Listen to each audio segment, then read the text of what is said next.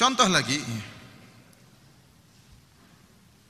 seperti contoh ketiga tentang kisah 3 orang sahabat yang datang menemui istri-istri Nabi bertanya tentang ibadah Nabi. Kemudian 3 orang sahabat ini ka'annahum taqaluha, tatkala disebutkan Nabi salatnya sekian rakaat, Nabi bangun malam kemudian salat, maka mereka menganggap salat Nabi sedikit sepertinya. Kenapa mereka mengatakan Nabi ibadahnya segitu wajar karena dia sudah dijamin masuk surga, telah diampuni dosa-dosanya yang telah lalu dan telah datang. Adapun kita belum tentu masuk surga. Kalau begitu logikanya ibadah kita harus lebih banyak daripada Nabi. Tentu perhatikan logika ini ya. Ini hadis yang diriwayatkan oleh Bukhari dan Muslim ya. Jadi kisah tentang 3 sahabat, di antara sahabat tersebut adalah Ali bin Abi Thalib ya. Sahabat-sahabat yang mulia.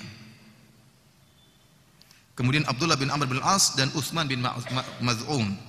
Jadi 3 sahabat yang datang menemui Nabi, 3 sahabat yang mulia. Pertama Ali bin Abi Thalib, yang kedua Abdullah bin Amr bin Al-As, yang ketiga Utsman bin Maz'un. 3 sahabat ini datang menemui istri Nabi bertanya, "Wahai istri-istri Nabi, bagaimana ibadahnya Nabi tatkala di rumah?" Maka istri Nabi menjelaskan, Nabi salatnya sekian rakaat atau Nabi bangunnya jam sekian. Jadi dijelaskan tentang ibadah Nabi.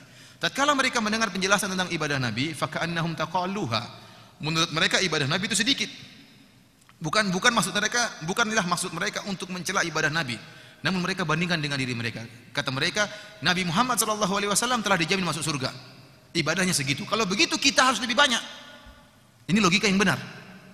Logika yang benar. Kalau Nabi sudah dijamin masuk surga, ibadahnya misalnya sekian, maka kita harusnya lebih lagi. Karena kita tidak terjamin masuk surga.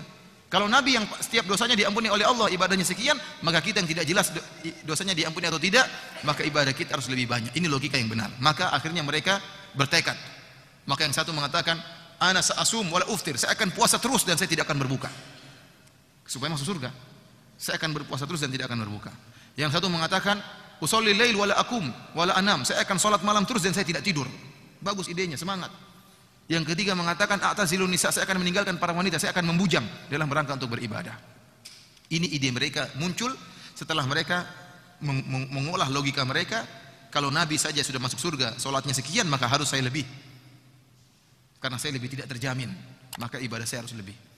Maka sampailah kabar ini kepada Nabi SAW. Maka Nabi tegur mereka. Nabi tidak mengatakan, ayo puasa terus, insya Allah kuat. Tidak. Nabi tidak mengatakan, ayo salat malam, gak usah tidur, insya Allah kuat. Kalau orang tekad maka kuat. Sudah kamu membujang aja supaya bisa rajin ibadah. Nabi tidak mengatakan demikian. Tapi Nabi bantah satu persatu. Nabi mengatakan, saya fa inni atqakum lillah wa akhsyakum. Aku adalah orang yang paling bertakwa kepada Allah dan yang paling khasyah, yang paling takut kepada Allah Subhanahu wa taala. Walakin asum wa uftir, tapi saya berpuasa dan saya berbuka. Wa usolli lail wa anam, saya salat malam dan saya tidur. Wa atazawwaju nisa, dan saya menikahi para wanita. Faman raghiba an sunnati falaysa minni, barang siapa yang membenci sunnahku maka bukan dari golonganku. Lihat di sini ternyata niat baik kalau tidak sesuai dengan sunnah Nabi maka tertolak. Ide yang bagus, ide yang cemerlang tidak sesuai dengan sunnah Nabi maka tertolak.